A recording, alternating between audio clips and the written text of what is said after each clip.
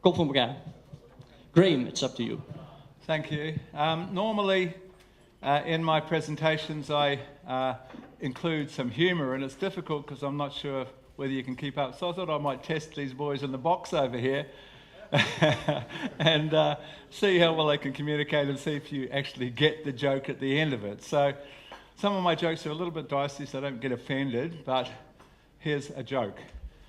There's a man getting married, first marriage, he's in his mid-30s. He's concerned about this big decision, and he heads off the day before into the countryside to consider this life-changing decision. He stops at a little cafe, and he's drinking his coffee, and he's counting his friends and family who have been married, whose weddings he's been to in the last 20 years. And he counts 32 friends and family members whose weddings he went to or sent presents if he couldn't go. And then he realises that 17 of those marriages have broken up. And unfortunately, in our country, first marriage is 40% failure. Second marriage, surely you've learnt, 60% failure. Got to be third time lucky, 80% with third marriages. So we're not learning our lesson somewhere there.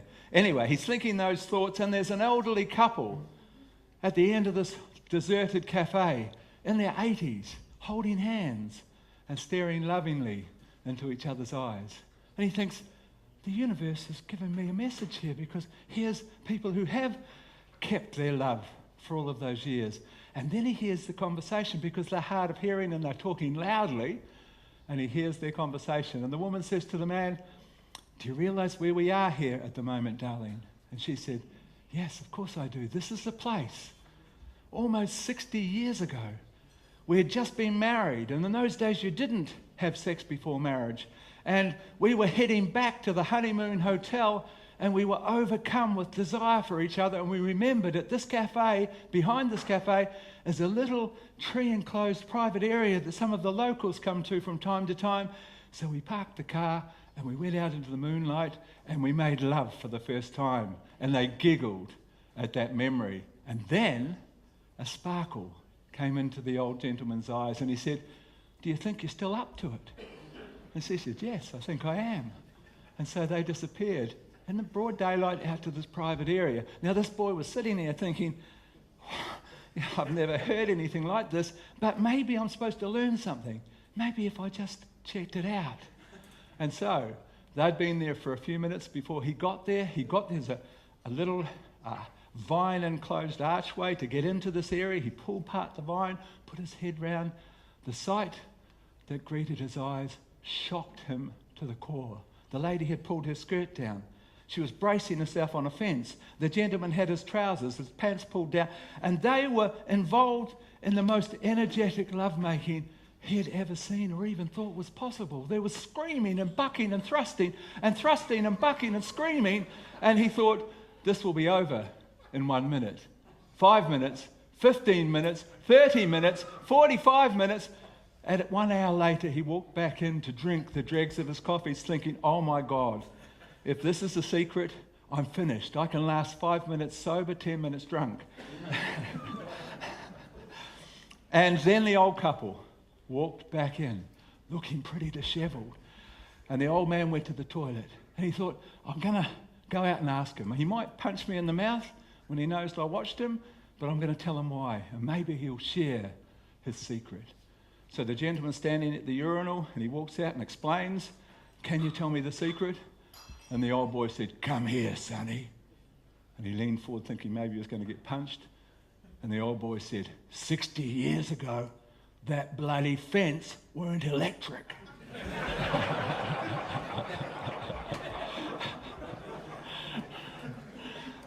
Okay, so we'll get back. It paints quite a picture. You know, you can't let go of an electric fence. But anyway,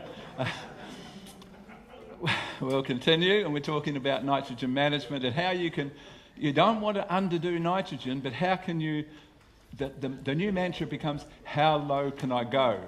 You don't want to ever underdo it, but most times you're overdoing it, so let's get it right. What sort of things can we look at? Number one, if you've got a light sandy soil, you have to understand that there's no point ever in using large amounts of nitrogen. You've got to spoon feed that soil because there's nothing to hold on to nitrogen in that soil. There's no humus and there's no clay. There's nothing that can hold on to either form of nitrogen. So you spoon feed light soils. Number 2, soil balance improves nitrogen efficiency. What does that mean? We need to understand when we talk about this balance of minerals where it came from. There was a very, very famous soil scientist called Professor William Elbrick. And William felt that there was a balance of minerals in the soil. The minerals that stick onto the clay, the main ones, calcium, magnesium, potassium, they're called the major cations. They're also called the bases.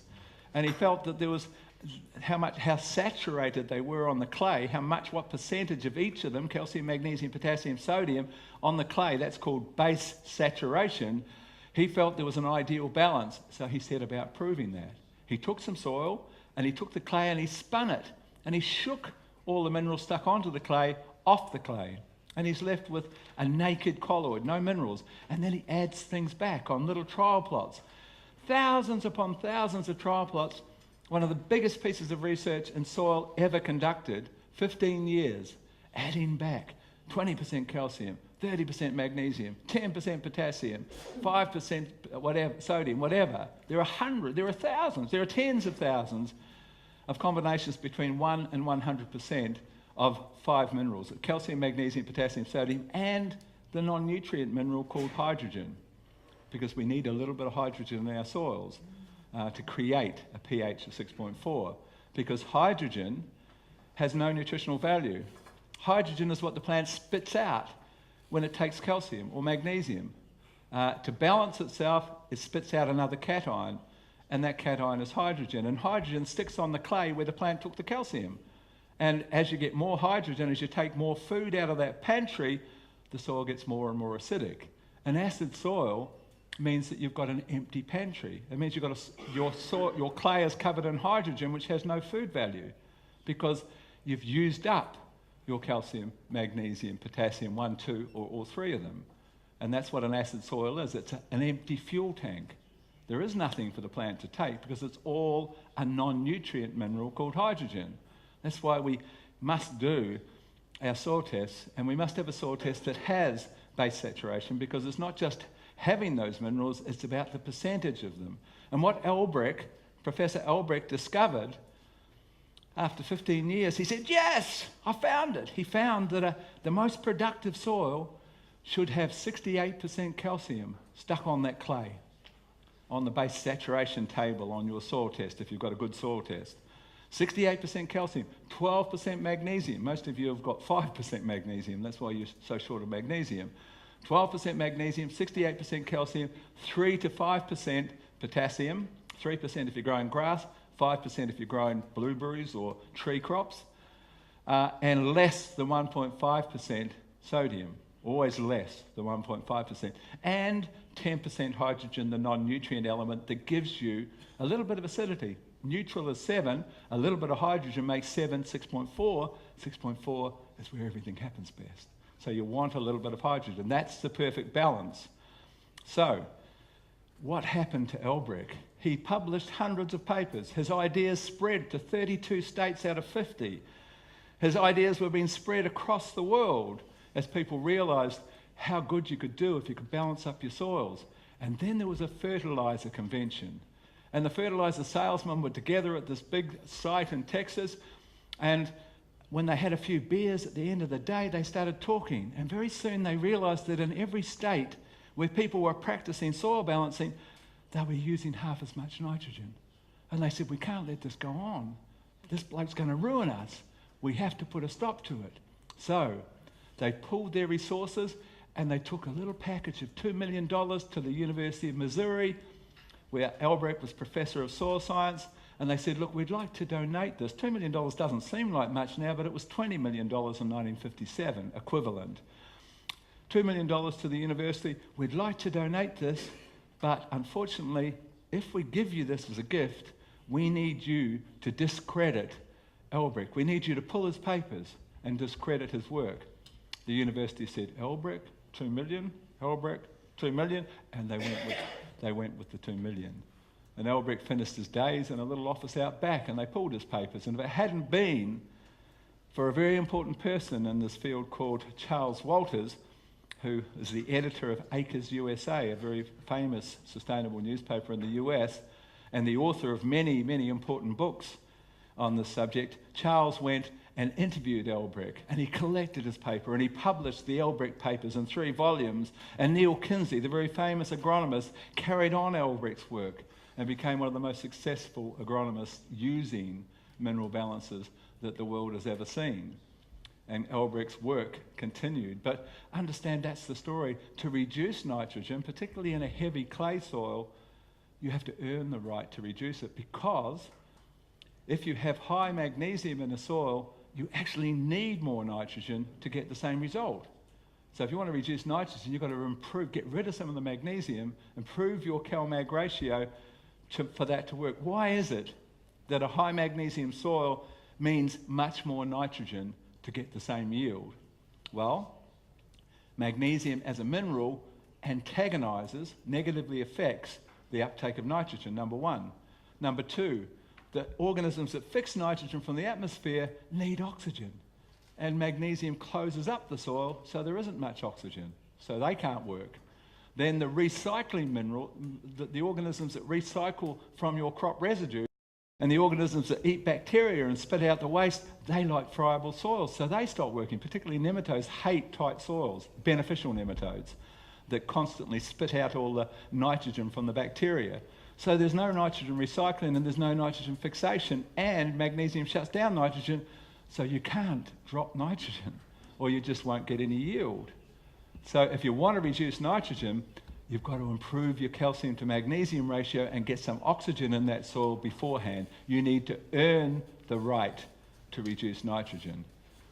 But the fact that it works, there is no doubt about, because that's why they shut down Albrecht, because the people that were practicing soil balancing used much less nitrogen to achieve good results. So soil balance improves nitrogen fixations. Crop rotation. Most of you, I'm sure, know that you should alternate a legume with a cereal, but most of you probably don't realise what I started to tell you before. You need legumes with your cereals. You need clovers. 3 or 4 species is always better than one under that cereal. And with legume crops, you need grasses under the legume crop. Many people are practicing these concepts of interplanting in your cash crop and getting much better results. People think, oh, I'm going to steal moisture. There's never been any science to support that. The extra plants create more photosynthesis, more sugar, more everything, including moisture retention. And it's not quite how you'd expect. So legumes, of course, not just nitrogen, but calcium and phosphorus delivered to your crop. Levels of humus and organic matter. If you've got a lot of undigested organic matter, then you're going to need nitrogen to break that down. And it's called nitrogen drawdown. You need to plant where there's minimum residue, so it needs to be broken down before you plant it. And that's where you might need to use inoculums and a little bit of nitrogen to speed the breakdown, to get rid of that residue, turn it into humus, and then you can plant and get the best results. We talked about for every 1 kilogram of N that you oversupply, that you supply above what the plant needs, you burn out 100 kilograms. And we also talked about adding some form of carbon with every nitrogen so that you don't burn out, so the organisms have got carbon to balance out their ratio and they don't eat up your humus. And these are important things that there will be legislation about as the world finally wakes up and realises that if we're going to be here in 10 years, we've got to do something pretty quickly. And the soil is by far the fastest way of changing things. Cover crops, we've covered that whole story, so we don't need to spend much time, but the whole concept of a cover crop is that the soil never is bare. The cover crop captures all the nutrients from your crop and recycles them and feeds the soil life and pumps sugars down to make carbon. When you turn it in or roll it or whatever you're going to do, that's a food source for earthworms and other organisms. Look, we need to look at earthworms. How many of you have got earthworms in your soil? Just so I know. 1, 2, 3, 4, 5, 6, 7, 8, 9, maybe 10% of us by the look of it. Significant, good numbers of earthworms. Earthworms are so important. I need to explain to you about their importance. Basically, an earthworm makes a tunnel into the soil, and that's his tunnel. It's no one else's tunnel. And that tunnel is oxygen coming in. And the earthworm comes out up that tunnel, and every night when he comes up to the top, he grabs a little bit of organic matter and takes it down into the soil. And he drops a bit of poo on the top. It's called earthworm castings. And then he takes the organic matter down into the soil, and he can compost that 4 times faster than any other way. He can make humus 4 times faster than any other method in your soil. So that's pretty important. But as he goes down the hole, he layers his hole, his little oxygen pathway, he layers it with all this delicious food for microbes. And the microbes come from everywhere, and it's just this soup of amazing microbial activity. As he comes up a couple of days later up that same hole, which is his burrow, he sucks like a vacuum cleaner and sucks up all of those microbes. Then he comes up, drops his fertilizer. What comes out of his back end? Well, it's got 10 times more nitrogen, 8 times more potassium, 6 times more phosphorus, 3 times more magnesium, and 1.5 times more calcium than the standard soil. An earthworm is a fertilizer machine. Where did he get the calcium from?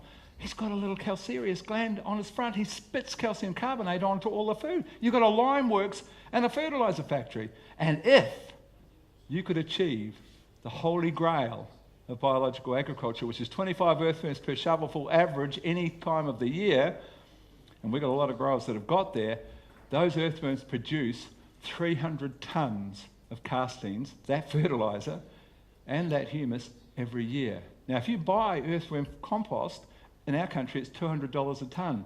You just got 300 times 200. Do you understand what that is? That's $60,000 worth of fertilizer for nothing. You hit pay dirt, literally. You're going to be smiling at that point. You've got to bring back earthworms. They incubate in their gut a whole group of organisms, wonderful organisms, that you can't get from anywhere else. There's a whole business, and a major business in Australia, from people making earthworm compost, running water through it 2 or 3 times, and collecting the earthworm juice and selling it as the fertilizer, because all the people, 90% of you who haven't got earthworms, you don't have those wonderful organisms. When you put them back, you see all sorts of great responses. It's a whole business in its own right. On my farm, where I want 50 enterprises on each of those farms, because that's the model. The changing model globally is this move from get bigger or get out into diversify or get out. All across the world we're seeing it, everywhere. You don't want one commodity. You grow the best potatoes you ever grow, and they're worth nothing because everyone else grew them. You need to have lots of strings to your bow. You need lots of eggs in your basket, and it's more fun growing a bunch of things and having a lot of different enterprises. I've got hives, 25 hives on each farm. $1,700 per hive. Do the sums, that's just one of 50 enterprises. But for earthworm farms, here's a simple way you can do it. You take a 1,000-litre shuttle, you call them IBCs, you cut the top layer of the steel frame from it, and inside you've got the plastic container held by the steel frame. You slice off this much. You can get a special saw that cuts it quite easily. Then you take the top piece and you fit that on the inside of the bottom. And now you've created a separate compartment this deep at the bottom, and you've shortened the height, because earthworms don't like that depth. So you've actually pulled off this much and added on the bottom, so inside you've only got this much depth now. And on the top, on the piece that you shoved on the bottom, you drill lots of 1.5, 2 mil holes, and you put a bit of geofabric so they can't clog, and that collects your earthworm juice. Then you get some cocoa peat that you buy in bales, and you buy your first kilo of earthworms, and you feed them anything, lawn clippings, a bit of anything that you've got, any kind of scraps, animal manure, they love it, and they start breeding up really quickly. And they fill that hole, and they start making humus. They start making compost. If you want to collect the compost from that container, then you feed them something they like, and they go racing to that side, and then you clear the other side. But more importantly, what most people do is that they water and keep water on that, and the water beneath, the earthworm juice beneath, evaporatively cools, particularly in our hot climate, so that they keep cool and they don't die in the heat. So you always want to keep some water in there, but you just have it on a couple of concrete blocks, and you have your 20-litre bucket underneath, and you turn on the tap on the 1,000-litre container, and the earthworm juice comes rushing out, and you put that into your tank or into your irrigation, and you've got all this wonderful fertiliser, and it's the cheapest, easiest thing you ever did. The top now you get a little 2x2 and you bolt that onto the edge. There's a way you can do it on the frame. And you put some corrugated on the top with a handle, and that's your lid. And there's your earthworm bin. Then you've got to get your compressor and spray the whole thing a dark colour, because you can't have light colour. You can't have light coming into earthworms. So we just use dark green and spray the entire thing. It's a pretty quick operation. And we've got 25 of them on the farm, on just one of the farms. Massive amounts of worm juice each week. And if you don't want to put it on the farm, you can sell it, because there's a very good market for it. That's just another enterprise, one of 50 enterprises. And the more of those you got, the more fun it is. There's this whole big thing in Australia, for example, for eggs that are pasture-fed, genuinely pasture-fed. So there's a Bright Spark has invented a thing called a chicken caravan, and it's a trailer that runs from here to that table, and it has dozens of nests along the side, and the nests have got inside them just little rubber prongs. And there's a system where once the eggs, look, he goes in through these rubber flaps into his little nest, or her little nest, and when she lays the eggs, she gets a little nudge to get off, so there's no pull on the eggs. And at the end, there's ramps that you can walk along with the nests on either side, and there's a platform on the end, walk up steps to the platform, and there's a handle, and you roll the handle, and the eggs come rolling off on a conveyor belt, and you've got all your packets, and you go plomp, plomp, plomp, plomp. It's an egg machine, 400 chickens in one of these, 60 cents an egg is what you get for pasture fed. And you move that around with your tractor from time to time, and you use the special chicken wire that is like chicken wire that's been electrified with a solar panel charger on it, and it's just another income stream. It's another income stream amongst many that you can introduce to the farm, and that's what the model that's evolving is about, and that's what I'm demonstrating on my couple of farms. But anyway, we'll keep moving. About nitrogen management strategies. Make sure sulfur is taken care of. Understand this, nitrogen, the main thing is you're trying to build protein. Protein for animals, protein for humans, protein for plants. Our immune systems are based on protein. Protein is the building block for everything. We don't want to eat nitrates, we want to eat protein. But you can't make protein without sulfur. And everyone's forgotten about that. We used to get it for nothing, as I said, from the atmosphere. Industry poured up sulfur dioxide, and down it came with the rain. And then we realized, oh my God, acid rain is killing whole waterways in Europe, killing whole forests, and so we banned sulfur dioxide. You don't get it for nothing anymore. The only thing that holds on to sulfur is humus. Humus is the sulfur storehouse. Sulfur is negatively charged. The only thing that can hold it is positively charged humus particles, and we've lost 2/3 of that. So sulfur leaches faster than anything, and it has nothing to store it, and you don't get it for free. So every soil I look at, every soil is sulfur deficient. You need to have 50 to 60 parts per million of sulfur, and I guarantee none of you have got that. Every crop I look at is sulfur deficient. Just watch what happens if you bring in some elemental sulfur. Yellow granules, not expensive, 60, 80 kilos a hectare, even 50 kilos will give you a good result. Drops high pH soils, but more importantly, provide sulfur so that you can make proper protein. Lift the quality of potatoes. Potatoes need sulfur. Dramatically lift it. Reduce the disease pressure in potatoes and other root crops if you've got your 50 parts per million of sulfur.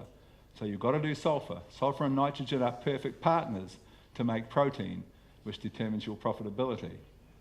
So remember that. Include sulfur always. You might use ammonium sulfate, you might use elemental sulfur, you might use gypsum, but you need sulfur and much more of it than most of you are using. Manure and compost. The deal with manure, of course, is that you don't get all of the N in that first year, so you can't say, well, I put on 10 tonnes and that gave me so many units, because you only get a little less than half of that. But the important thing with manure usage is that the next year you're getting more of that, and you put on the same, and the next year you're getting more of that and you're getting some of last year's, and you can very easily overdo nitrogen. We're working with these grape growers in India. They put just 10 tonnes of farmyard manure on, and that's okay first year maybe. Then the second year they put 10 tonnes on, and half of the first year is coming through, so really it's like 15 tonnes. And very soon they've got nitrogen excesses, shutting down potassium, reducing the size of the grape, shutting down calcium, creating more disease because they overdid nitrogen. So you've got to be careful with manure that you don't oversupply the nitrogen component. The type of N that you use. If you need sulfur, ammonium sulfate has a role, obviously, and so forth. And finally, what is the recipe to give you access to the free gift? The 5,000 truckloads of urea sitting above every hectare, what do you need to have in place? It's not hard. You can tick the boxes pretty soon and see if you've got it. But first of all, you've got to have a good calcium to magnesium ratio. It doesn't have to be perfect, but you can't have more magnesium than calcium, which some soils have. You can't have really high magnesium soils and hope to get free nitrogen, because you've got to have oxygen. To fix nitrogen, there's an enzyme involved, the organisms, that fix nitrogen, that make the enzyme, they have to have oxygen, and they can't work without it. And so you get oxygen by improving your calcium to magnesium ratio. Second, you've got to have soluble phosphorus. Why is that? Because every enzyme that does anything has to be fired. There's a battery. It's called the battery of life. And that battery of life is called ATP. It means for you to fix nitrogen, you've got to have some soluble phosphorus cycling in your soil to enable adenosine triphosphate, the battery, to do the job. The phosphorus doesn't stay soluble, it locks up. So how would you tell me? You think about it and tell me, what would you need in your soil to make sure that some phosphorus was always available? What cycles phosphorus in your soil? It's an organism. Well, basically, mycorrhizal fungi is the big one, because mycorrhizal fungi constantly releases acids that break the bond between locked up phosphate and calcium. But all fungi, the other ones that have been the most knocked round, all beneficial fungi, not the negative ones, the good guys, release acids that ensure that there's some soluble phosphate. Always, it's happening all day and all night. So there's a little bit of soluble phosphate so you can make that battery to fix nitrogen. So if you haven't got fungi in your soil, you bring in some fungi, you inoculate some mycorrhizal fungi or whatever. And then, of course, we talked about the two most important components, molybdenum and cobalt. You need to check for them on your soil test, so you can tick that box. Have I done these things? Yes, I have. I've got free stuff now. And that's a pretty good thing to have. The molybdenum, cobalt, can you get it out of the manure from the dairy cows? No, you can't. Unless you had a lot in your soil that got recycled through their bodies. Oh, so the question was, can you get the molybdenum and the cobalt from the manure from your dairy cows? Because it is in the feeds, what the dairy farmers buy. I see, okay. The pellets, Okay, so that's possible, yes, and you may find, in your case, that you've got enough molybdenum in your soil. What he said was that it is actually included with the dairy supplements, and so some of it's going to come through in the poo, and that's right, and so you may well have enough. Dairy farmers may well have enough molybdenum because of that, but most of us have never put it back. Most conventional growers have never put back molybdenum, so you do need to test on a soil test to make sure that you've got enough of that mineral. Is it also in the poo of the wood? Only if there's molybdenum that they can recycle from the soil. So if there's none in there, they can't really be recycling it in their poo. But no, it's all about what's in that soil test, whether you've got that half part per million minimum, 0.5 of a part per million, small amount, but most soils we look at got 0.1. They've got nothing, basically. And that means they can't get free nitrogen. So it's simple to fix. It's just sodium molybdates. There's a study from New Zealand, a very famous study on molybdenum conducted by the New Zealand Ag Department, and all they did was put 1 cup, 250 grams of sodium molybdate with superphosphate fertilizer on 2 soil types, sandstone and clay, on 2 crops, rape and lucerne, or maybe you call it alfalfa, but lucerne and rape. The yield increases on the molybdenum treated, ranged between 38% was the lowest to 603% was the highest. A very famous study. Why? How could you get 6 times yield increase? Only one thing. One mineral can possibly give you yield increases like that, and you know what it's called? Nitrogen. The molybdenum was the key to the door to get the free stuff. In nitrogen-deficient crops, they must have been nitrogen-deficient to get those yield increases, and that gave you that incredible response. So it is an important mineral to test. And finally, there is a real gain in purchasing or owning a nitrate meter and finding out what the ideal level in your crop might be. So when I started working in Holland with strawberry growers, I I taught all of the techniques on how do you raise Brix levels to get a higher quality, better flavoured strawberry.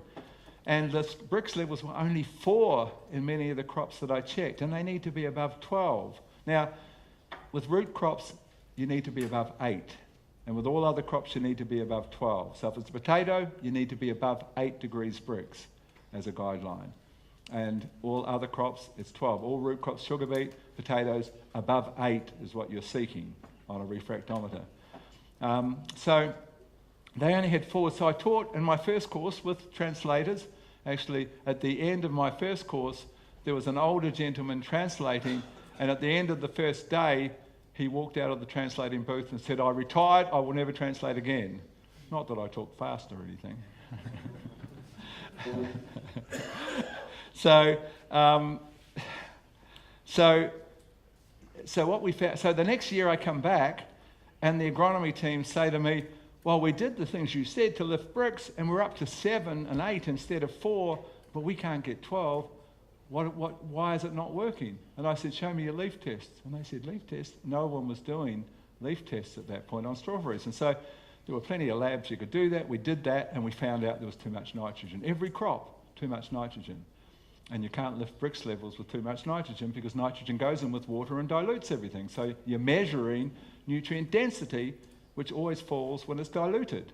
So they rang Hariba, who make these meters, and they said, where should a strawberry crop in full production, a strawberry plant, what level should it have? What's the ideal level of nitrogen? And Hariba said, well, best we can figure, the industry standard is about 3,500 parts per million on this meter. And so they tried that, and the Brix were still low, and it was still too high in nitrogen. So then they experimented for 12 months, actually a bit more than that, and they discovered that the ideal nitrogen level for fully producing strawberries, which gave you the highest Brix and the best production and the least problems, was 1,350 parts per million. That's a third, a little more than a third of what everyone else was doing. Just because everyone does it doesn't mean it's right. So that became the new standard. You aim with your meter to 1350 and no more. And that changed the quality of strawberries. So these things, it might be slightly different. On grasses, in the dairy industry where we do a lot of work in New Zealand, it's about 2,200 seems to be the maximum, the best. Many of them were over 10,000. They were putting on so much nitrogen, had so many herd health problems with mastitis and poor pasture density and all sorts of problems. And once they got it right with the nitrogen, things changed. So these meters are quite valuable for you to sort out how low can I go without sacrificing yield. So that's a nitrate meter. So we're now continuing. How much time have I got? 15 minutes. We'll flick through a few key slides, just driving home the importance of calcium, boron, and silica in this last 15 minutes, and then we'll have a few questions before we wrap up. We talked about calcium, the trucker of all minerals, and boron, the steering wheel. It's a saying that comes from the very famous and great friend of mine, Gary Zimmer, who's written a book called The Biological Farmer. He's a dairy farmer himself, has a wonderful farm that he has field days that 5,000 and 6,000 people come to look at how you dairy farm biologically, and he's written a couple of good books about the subject. This guy, Albrecht, used to talk about the chemical, the physical, and the biological. He said that's what you're managing when you farm. So the chemical isn't chemicals, the chemical is the minerals. And he said, for example, if you get your calcium magnesium as the first thing that you get right, that's the chemical balance, then that opens up the soil and that changes the physical of the soil. It opens it up, flocculates the soil, and in comes the oxygen, and the biology all goes, yes, thank you, and you get really good biological response. So chemical, physical, and biological is what he talked about. So when we talk about chemical, the chemical aspect, we talked about base saturation. A good soil test should have this table. And here's what you're chasing in terms of balance: 68-12, 3 to 5, less than 1.5 for sodium, and 10% hydrogen. And we look at this soil test to see what he got, and he needs a little bit of calcium, and he's got a little bit too much magnesium, and he hasn't got quite enough potassium, and he's got too much sodium, and he's got about the right amount of hydrogen.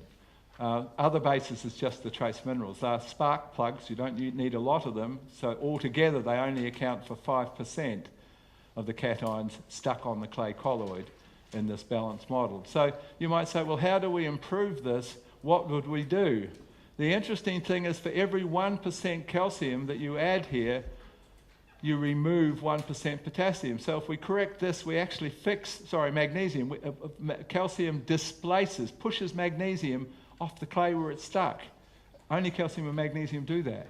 It's a unique quality of those two minerals that you can balance them by putting one on and it pushes the excess of the other off. And once you get to the right figure, you can't push it off anymore. It's like nature said, yep, we're here now, it's done. And that sort of makes you fairly clear that there is a correct balance.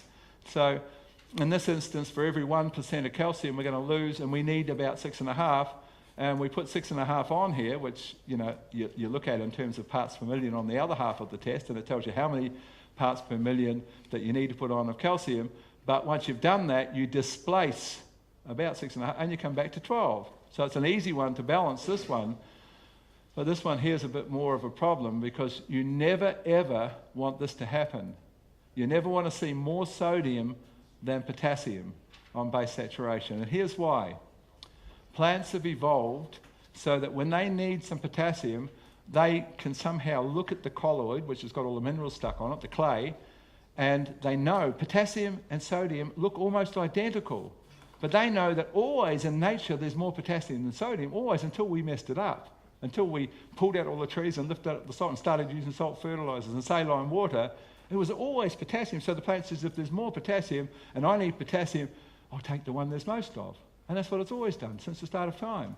But we change things in the plant up. And if we've got this situation where there's more sodium, the plant doesn't know. It just says, there's more of that, I'll take that. And that's expensive for you. Because sodium doesn't size up plants, doesn't size up fruit, doesn't size up grain, doesn't open stomates like potassium does so you can photosynthesize better. All it does is expand in the cell walls when it's hot and burst the cell wall, and so you have a burnt edge. And this grape grower in the soil test is saying, I've got tiny little grapes and the leaves have got burnt edges. Yes, you've got too much sodium and not enough potassium, and you need to do something about potassium immediately to make sure there's always more than there is sodium. You only want 1.5% sodium on here, so how would you get rid of your sodium? Well, part of your calcium that you're going to add here could be gypsum. And gypsum forms magnesium. Gypsum is calcium sulfate. The sulfur breaks from the calcium, forms sodium sulfate and magnesium sulfate, and helps to remove a little bit of each of those because it leaches.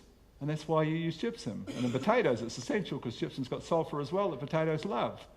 And that's how you balance soils, yes. We have young sea clay in the North Holland, pH 7.1 and a calcium of high in the 80s, 90s. Okay. So if you've got the... 6.4, 6.7 is ideal. Yes. So what he's saying is that there are clay soils in some parts of this area where there is very high calcium, where there can be, instead of 68% calcium, there can be 90% calcium and a magnesium deficiency, I assume. And that, so the best sulfur source in those soils is always elemental sulfur. You can't use gypsum because you've already got way too much calcium. So that's where you use the granules. They only cost about 30 euro cents per kilo, or like 60 cents Australian, whatever that is, 40 euro cents. And you're using amounts like 70 to 90 kilos in those soils. And that will lift your sulfur so that you can make good protein and give you good disease resistance and so forth, and at the same time drop your pH a little in that high calcium soil. And then the magnesium form is not magnesium sulfate because that will leach. You use magnesium carbonate to give some magnesium, and you really need in those soils to foliar spray magnesium. And you really probably need to make a little bit of a mixture.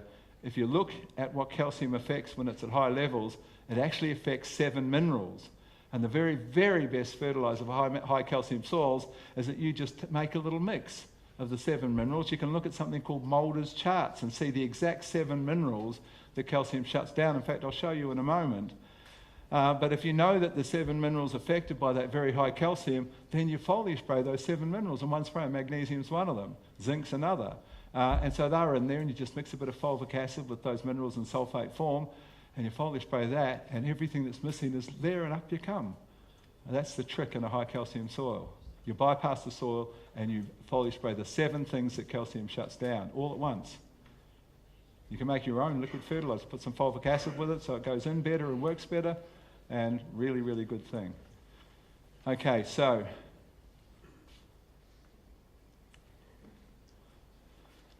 we don't use pH as a guideline for whether or not we need calcium. We look at what makes up the pH, which is these key alkalizing minerals.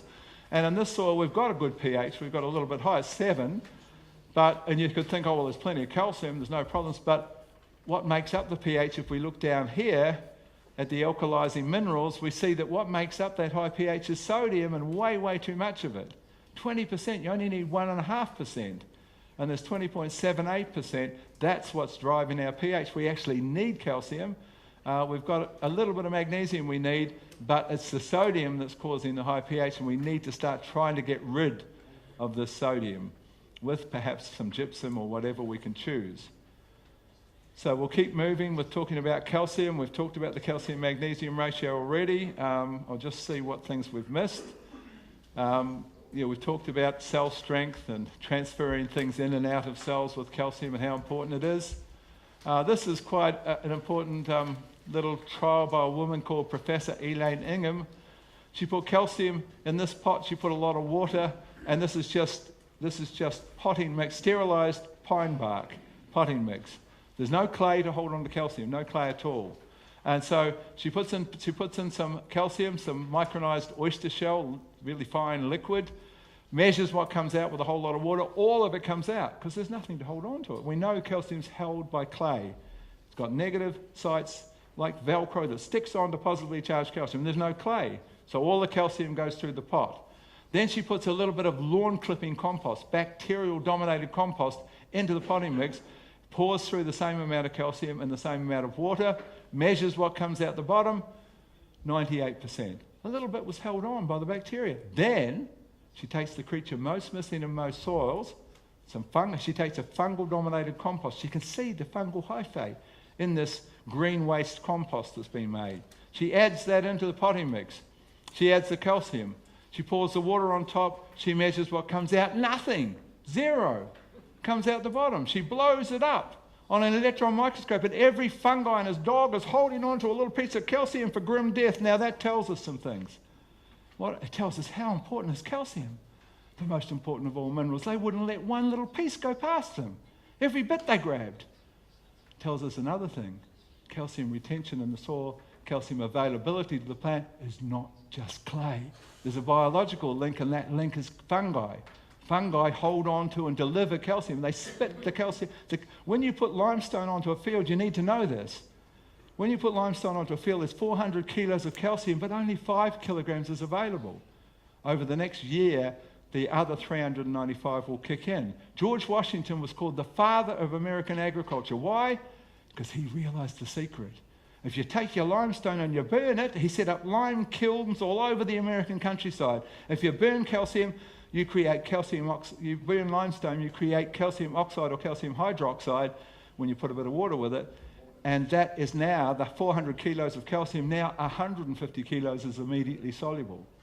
Fast food calcium, instant calcium response. That's what kicked in the most productive country in the world, the US. That's why they call him the father of American agriculture, George Washington. He realized that. Many growers do that. They use calcium hydroxide to get instant calcium. You put some humic acid to buffer it because it's hot, instant calcium. So now we understand when there's fungi in your soil, if you've got fungi, most people don't, but if you feed humic acid, if you introduce fungal creatures back into your soil, which you can brew up for next to nothing in a tank if you choose to, you bring them back into your soil, now you can get calcium the most. Now you see calcium start coming into the plant. That's one of the ways to get our calcium back into those plants, because every leaf test you look at, there's not enough calcium. We have to look about how we can get calcium in there. So that's continuing talking about things that we're talking about, but here's the story of calcium. See, this is Mulder's charts. I see there's some of you called Mulders. You may well be related to this Professor Mulder who discovered this chart some years back. But what this chart shows us is that wherever the arrow points, if it's a solid line, then phosphate antagonizes, because the arrow points to zinc. That means high phosphorus shuts down zinc. High nitrogen shuts down copper. High nitrogen shuts down potassium, as we've already talked. See, the arrow points to potassium. But if the line is broken, then that mineral stimulates the uptake. See, magnesium stimulates phosphorus uptake. Now, I'm going to tell you a little secret if you start using leaf tests. If you start using leaf tests, you need to know this. We've discovered, in fact, it was my friend Gary Zimmer who discovered it, that if you can get 4 minerals at high levels on a leaf test, at what we call luxury levels on a leaf test, watch what happens. It is remarkable what happens to your yield, your disease problems, and the smile on your face at the end of the season. So what are the minerals that I've coined? Gary Zimmer told me about it years ago, only in the dairy industry, because that's the only work he'd done at that time. So I went out and looked at it, all other crops, and said, oh my goodness, he made this big discovery. I call it, and many agronomists call it that around the world now, it's called the Big Four. If you're doing a leaf test, you try and get luxury levels of the Big Four. So what are the Big Four? Well, the 2 biggest minerals for photosynthesis, of course, because that's the most important process, calcium and phosphorus. And then calcium doesn't work without boron, so you've got to have boron on there, so calcium, boron, and phosphorus. And of course, you can't forget magnesium, the centerpiece of chlorophyll, and magnesium, the mineral that stimulates the uptake of phosphorus. So you've got 2 synergists, boron making calcium work, magnesium making phosphorus, and all of them linked to photosynthesis. That's the Big Four. If you start doing leaf tests and you aim towards luxury levels of those, it really is a special thing to understand and know, because it just builds yield and quality so dramatically. But look at calcium. There's how important calcium is, because underneath the solid line with calcium is actually the broken line. We can see it sort of there. We tried to fit it in there. It's supposed to be a broken line. So the story with calcium, quite simply, is that if you've got too much calcium, because you're overlimed, you didn't know how much calcium to put on, that's what your situation is. So here's your situation. You've got high calcium, ridiculously high calcium, 92 when it should be 68. So what you're going to be doing with that high calcium is shutting down manganese uptake, shutting down potash, shutting down iron, shutting down phosphate, shutting down boron, shutting down zinc, and shutting down magnesium. So that's your foliar spray. You compensate for that. And watch what happens when you do that. You will be very, very pleasantly surprised.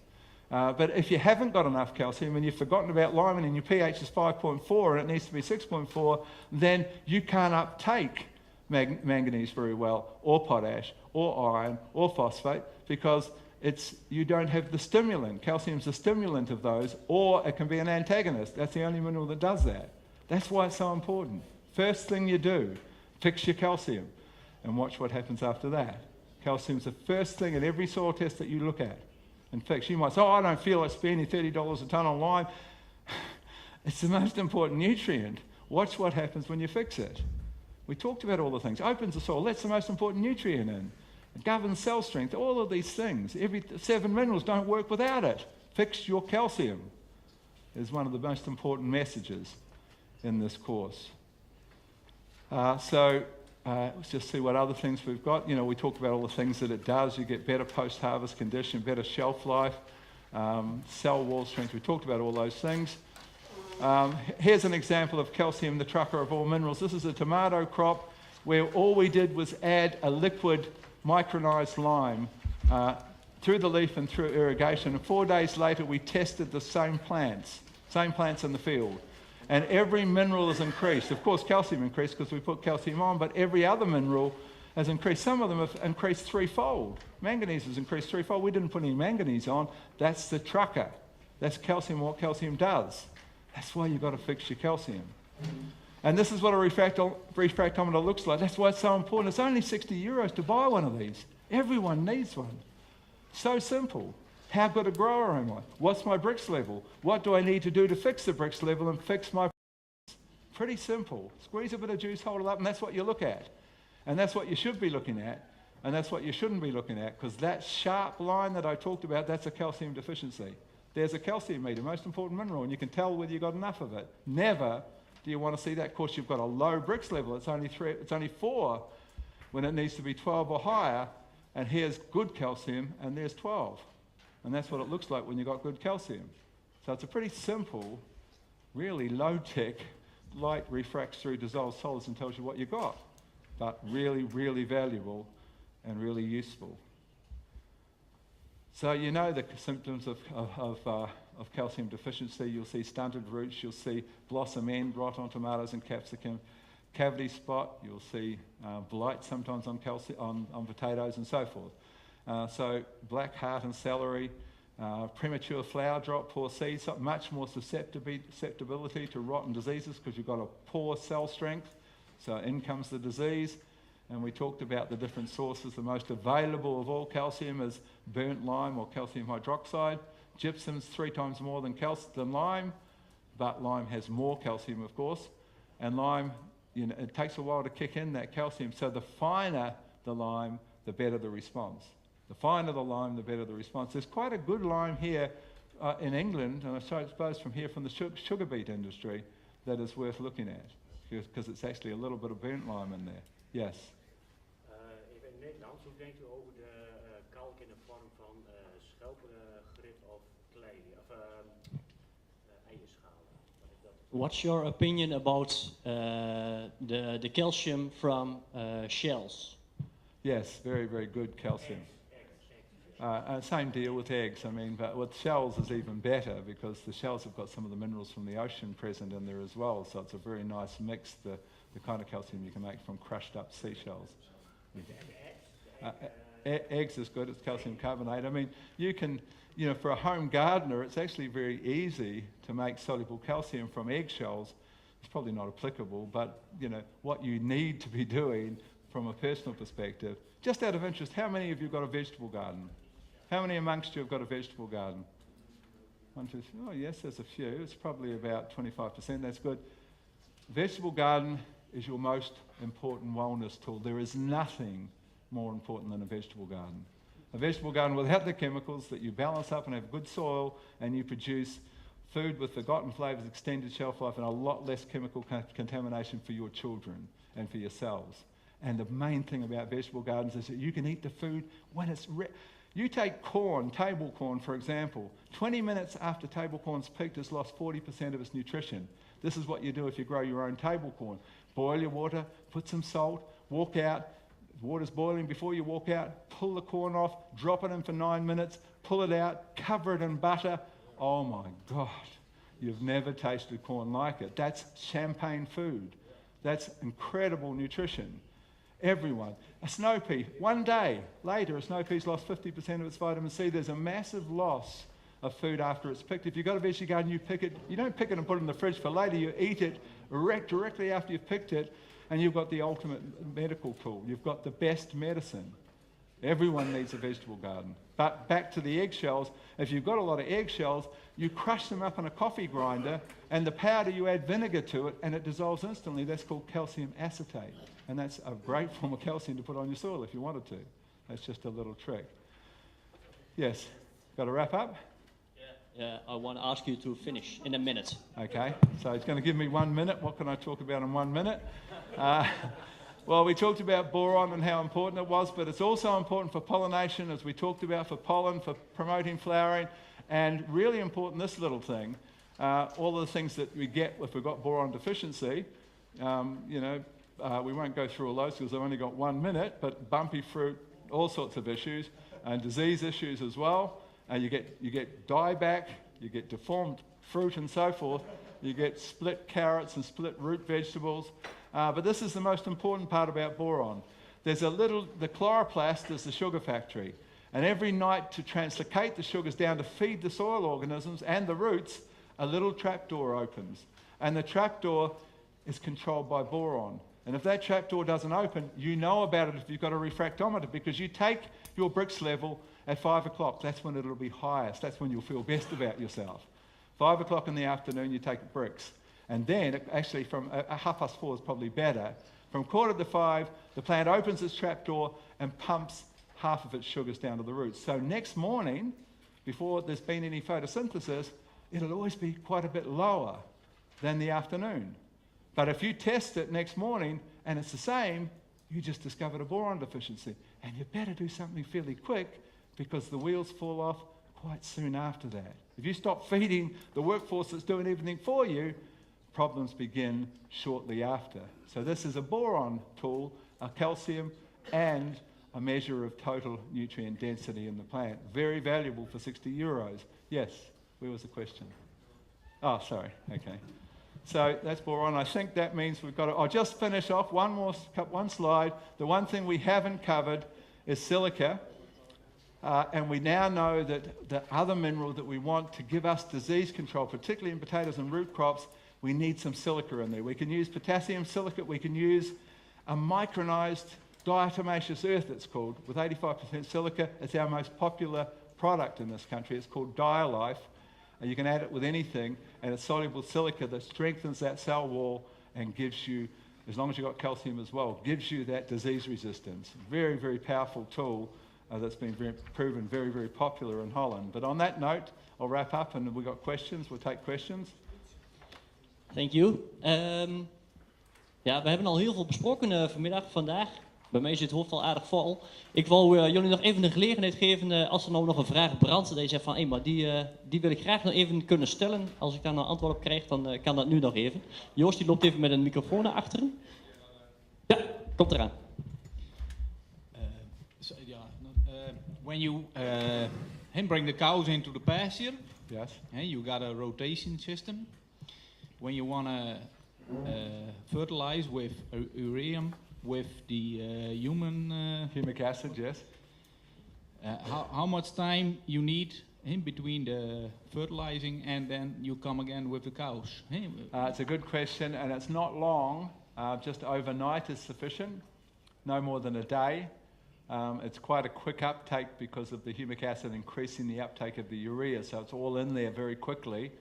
Some say it's just a few hours, but certainly overnight. Now that's different if you're foliar spraying boron. It takes a little longer, and you probably want to get it in the plant before you bring the animals back in. You might leave it 2 days, but that's the kind of time. Yes.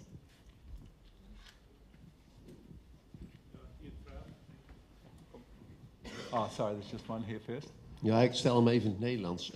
Er zijn in Nederland, met name op de kleine veengronden, zijn de gronden die hebben last van ernstige ijzerfixatie. Dat geeft vaak heel veel problemen. Hoe ga je daarmee om en hoe los je dat op? So we have problems in Holland with iron fixating soils. Yes. How can we solve that? So the high iron soils that are tying up phosphorus, is that correct? Yes. That's what's working. Well, then one of the tricks is to try and release, to break that bond. And probably the best tool to break the bond between locked up phosphorus and iron phosphate, is fulvic acid. Fulvic acid is very, very well researched to release phosphorus. Even tight bonds, 3-3, which is what iron phosphate is, can be broken with fulvic acid. So fulvic acid can be boom sprayed or irrigated to give you that phosphate release. Nederlands vraag u. Ja. Meneer, die had het over wormen. En ik begrijp wel dat wormen heel goed is, maar die wormen, daar komen weer mollen achteraan en dan worden die gaten nogal groot. You talked about the earthworm, Yes. earthworms, yes. But it's also given you this moles. Yeah, the moles will eat the earthworms, and the moles are a problem because they're digging everything, and you have all the soil in top of the pasture. We don't have moles. En dat gaat over de gewas met graan en een ondergewas. En dat begrijp ik wel dat het heel goed is, maar het probleem is hier, als je graan zaait en je zou de klaver of erwten onder doen, dan spuit je dat land tegen onkruid, dan spuit je de klaver en de erwten weer door. Hoe kan dat nou? Yeah, when you have cereals with the clovers underneath it, When we spray against the weeds, we also exit the clovers. No, but the idea of using the clovers is that you've chosen your plant and they choke out the weeds. The idea is that you're not going to put a herbicide on them. They're there instead of the weeds. That's the idea of clovers as an underplanting. Yeah. De klavers die zullen het onkruid verstikken. Je hebt de Mulder is moeilijk. Ja, dat klopt. Verder nog vragen? Even in het Nederlands. U vertelde over mais. Dat je vanaf een bepaald stadium, na 5 weken, de aantal niet de kolven, maar aantal maiszaadjes kan beïnvloeden. Kun je dat trucje ook bij normale granen uithalen?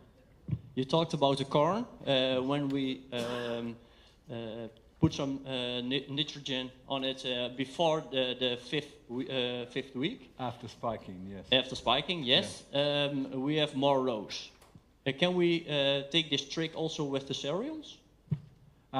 We don't know at this point because corn has been so well researched. We know that precise time. There is definitely a timing with the cereals, and some are saying that there can be a gain. There obviously can be a gain putting nitrogen in, but we don't know the exact timing. With corn, that is the exact timing. We did actually in Canada did a test when the corn, the barley or the wheat comes out of the ground. Yeah. When you feel the little knob in the bottom. Yeah. When it comes out and you give them an application of nitrogen, you will actually get 2 rows more. Okay, that's good to know. It's kind of proven. So what is the little knob? How long in is that usually? When does that show up? I couldn't exactly tell you what. How long? How many weeks? What you feel it when feel the bottom and the little knobs it there. sprouts, and when it comes out, the first start of the ear, then that's the point. Okay, that's good. Thank you. And you will want to correct your soil, your ratios. Yeah. With no hydrogen, there is nothing to exchange. How do you do that? When a bucket is full, the bucket is full. Yeah, the problem, of course, when you've got a high pH soil with high calcium or high magnesium or maybe high sodium, sometimes even high potassium, is that hydrogen is only present in the equation if the pH is below 7, because it's the acid element that drops it below 7. So that hydrogen effect in the higher scenario doesn't come through. There's too much of the double charged minerals that they won't allow hydrogen to hop on. It's still been released, but it doesn't hop on the clay colloid because it's excluded by too much calcium or magnesium in those high pH soils. It doesn't mean that you can't still balance those soils. You can still push, if you had high magnesium and low calcium, you can still put calcium in and push magnesium off the colloid and use gypsum as well to leach out magnesium. But the hardest problem is the problem you said, where you've just got that high calcium, because you can't fix that. All you can do is compensate for it. You can bring in some sulfur, you can foliar spray the 7 things that calcium shuts down, but you can't fix it. You can't fix a 90% calcium soil. You've got what you've got. And it's not a good thing to have, but you can compensate and still do well. But if you have this high calcium soil, as soon as you apply calcium, foliar, there is that Brix response. It will go up, because this calcium is not taken up by the plant. And that's a very good point. Thank you for that. It's the case very often, even with magnesium, you think, well, why would I need, that's why leaf testing is important, because you've got high magnesium and you think, why would I need magnesium? But it's a very common phenomenon that just the mere presence of that imbalance shuts down some of the magnesium going into the plant, and the same thing happens with calcium. It's quite likely that if you did a leaf test and you had the guidelines for your crop, which we can supply for you, there'll be, it might be 2 to 3.8%, and you need to be at 3.8% because that's luxury levels. You might have all that calcium and only be at 2.2 and get a response from foliar spray and a bit of calcium nitrate with a bit of fulvic acid, which is the best way to get it in cheaply. Yeah, fulvic acid with calcium nitrate is the cheapest way to get calcium into the plant. Yeah, you put a little touch of boron with that to make the calcium work better. Okay, so thank you for that. He said you can we use that in our wheat and sugar beet production every week in the beginning? just a little bit kelp with our minerals and chemical spraying. Yes. Because in seed potatoes it's very difficult to see what it is doing because we need tubers per plant, and that is a whole other story, I think. Thank you for that. That's the one thing, makes actually many things, but it's an important thing that I did forget. So I'm going to tell you now, and thank you very much for reminding me. Why would you use kelp? Why would you use seaweed in agriculture? Here's the 5 reasons. Number 1, the first cell that oozed from the Precambrian ocean had all 74 minerals. We're expecting that God got it right, that there's a reason for those minerals. The only plant on the planet that has 74 minerals is kelp. It grows in the perfect balance of all 74 minerals. The new studies on longevity in human life, if you can swim in the ocean, which would be hard to do in this temperature, every day, you absorb every half hour half a cup. You only need 30 minutes. It's half a cup of seawater. The perfect balance of all 74 minerals is absorbed into your body, and they've now linked that to 12 to 15 years increased lifespan because of that delivery of perfect minerals. So kelp has, you only need tiny amounts of these things, but kelp contains them all. So we've taken them out for years, kelp puts some of them back. Number 2, kelp contains really high levels of a long-chain sugar called mannitol, and mannitol collates things.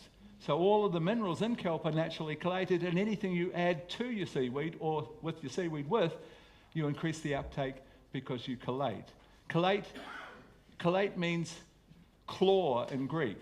If you know you need some zinc and you probably spray some zinc on the leaf, very little goes into the plant because the positively charged zinc rushes to the negatively charged leaf surface, to the tiny pores which you always aim for under the leaf when you're foliar spraying, because that's the direct entry point, and you get a traffic jam because of the rush of negative to positive, positive to negative leaf, and it clogs around each pore, and you just get 8% out of 35% zinc. Pathetic efficiency. But when you put a chelating agent with that zinc or manganese or calcium, the chelating agent, the claw, wraps around the zinc and neutralizes that charge, and there's no rush, there's no traffic jam, and into the plant you go. That's why you collate. And that's what mannitol and kelp does. That's what fulvic acid does to everything that you put it with. It collates calcium, it collates manganese, zinc, all of the cations, only cations can be collated, are collated by the natural collating agents, which is in kelp and which is in fulvic acid. But the big thing, the biggest single reason, there's a third reason. Kelp is filled with long-chain sugars that only feed fungi in the soil. Most soils need more fungi. They love kelp. So the soil, the beneficial fungi absolutely love kelp. And they'll, just like humic acid, those are the 2 main fungi foods. We need fungi. That makes the stable humus. It saves us. So kelp is so important. But the big one, here's the big one. Every plant on the planet uses 4 hormones for everything. To germinate, for vegetative growth, for flowering, to size up potatoes or size up fruit or size up grain, where you need cell division, 4 hormones: cytokinins, gibberellins, auxins, and betaines. And those hormones are made by the plant from minerals in the soil. But we don't have the minerals we used to have, so many plants have actually got a hormone deficiency. Those hormones are also made by the bacteria in the soil who say, I'll make some hormones from minerals in the soil and I'll give them to you. You'll grow better and give me more sugar. Give and you shall receive. So the hormones make, but they use the minerals in the soil, and we took all the minerals from the soil, we didn't put them back. So we use in every fertilizer liquid fish, which has all the minerals, or kelp, which has all the minerals, but to bring those things back. But when we talk about the hormones, there's one plant on the planet that does have really good levels of hormones. In fact, it has 40 times more cytokinins and gibberellins and auxins and betaines than the next closest plant on planet, on the ground, which is called aloe vera. 40 times more than the next closest, because it lives in the perfect sea of all 74 minerals, so it's got all the building blocks to build those hormones. And what does that mean for the kelp plant? That's what it means.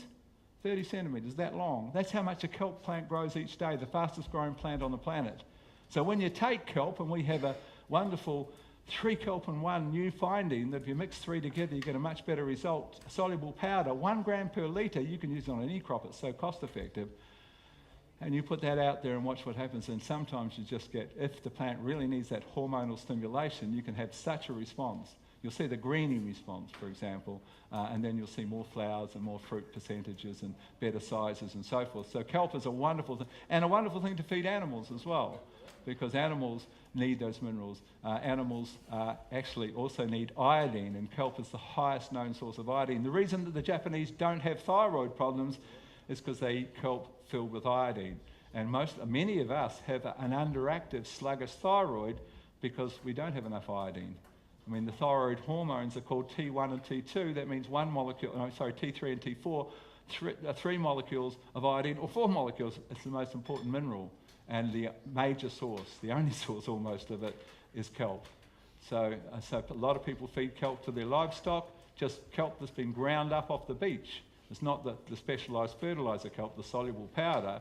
It's just ordinary seaweed, but it is a wonderful feed for animals. Increases fertility, reproductive performance, because iodine has been found to be very important for that, and humans as well, actually. But kelp is really, it's the big 3 things that if you've not experimented with, you need to start experimenting with: fulvic acid, humic acid, kelp, and maybe if you can get some liquid fish as a fantastic fertiliser as well. But those 3 are the big 3. And of course, you look at using composts, and you look at balancing minerals and all the things we talked about, a little bit of silica. Yes? Graeme, I'm gonna stop you. Okay. I think there are a lot of questions. And Graeme is still here for a moment, so I suggest you, can come and will ask me. ask him a moment later. Okay. Ook bij jullie zullen nog heel veel vragen leven. Ik denk dat we een prachtige dag hebben gehad. Jullie adviseurs, die hebben de kanalen ook wel weer richting Graeme. Mocht je nou vragen hebben, dan zijn het jullie adviseurs. Dus dat is de firma Mulder bij Schuitenmaar lopende mensen. En ook bij Agro lopen de mensen wel weer die contacten hebben. Soiltech heeft ons vandaag uitgenodigd. Ook hier, die hebben hier aan meegewerkt. En die hebben ook heel veel kennis van Graeme. En van